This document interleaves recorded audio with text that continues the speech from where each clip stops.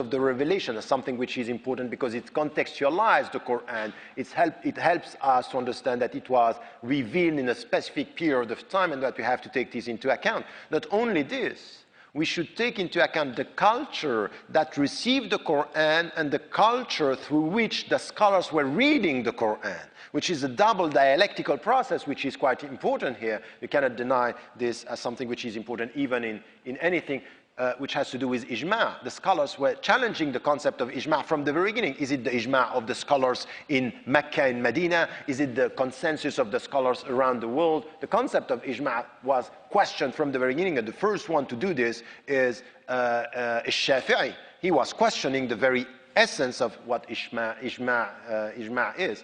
So about the authority and in which way we have to deal with this mindset.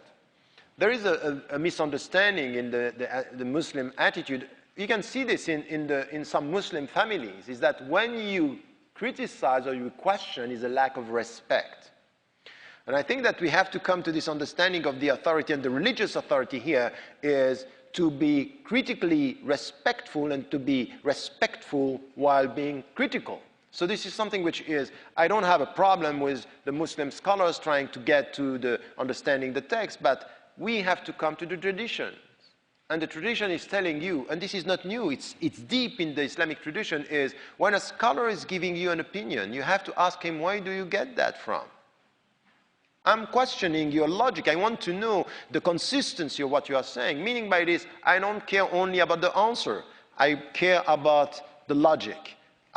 It means what? It means that not only you have to refer to his authority, or her authority, but also to get to understand with your own autonomous authority why you are choosing this, because between two legal opinions, you have to decide. A fatwa, by definition, is a legal opinion, and you can decide. It's not compulsory. And it's not compulsory. Why? Because you have to rely on your own understanding. Let us come to this.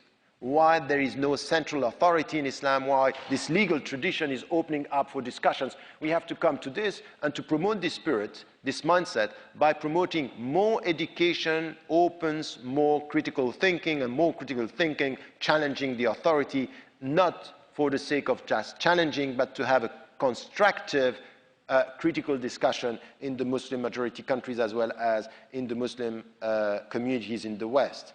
No, I'm not saying that the context is universal. I'm just trying to say exactly the opposite, is that, of course, in exact sciences, when it comes to medicine, there is something which is universal. The way that our bodies are working, this is beyond, contextualization. But when it comes to sociology, political sciences, economy, this has to be contextualized, and it's not universal. But there are rules, that are and should be understood as universal rules. So if you come to the book, Radical Reform, I'm reading the text, the scriptural sources, what is called by Abu Hamid al-Ghazali al-Kitab al-Mastur and al-Kitab al-Manshur, which is the universe, in a mirroring way, which says there are things that are indisputable and universal, there are things that are contextual, and there are things that are completely local. So we have levels here, and we have this in both texts. Because in fact, at the end of the day, we have two revelations. We don't only have one.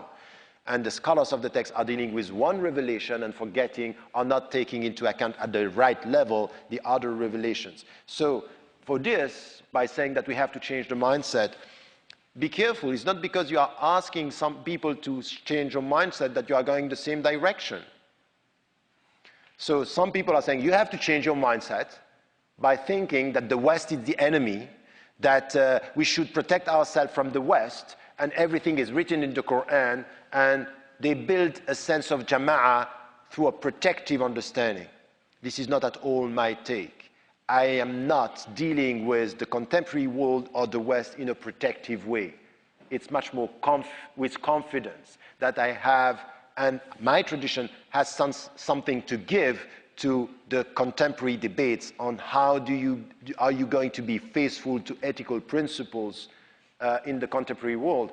And at the end of the day, as a scholar, as someone who is trying to do the job from within a tradition, I have only one essential question, which is a religious question, a philosophical question at the same time, which is, I'm just trying to live in that world and to be adapted, or do I have a mission, as someone who has a specific spirituality or a philosophy, whoever you are, if you are a believer or not, to change the world for the better. This is the only way, it's the only thing that matters for me. It's not just to protect myself from the world, but to be faithful to principles to help this world to be better.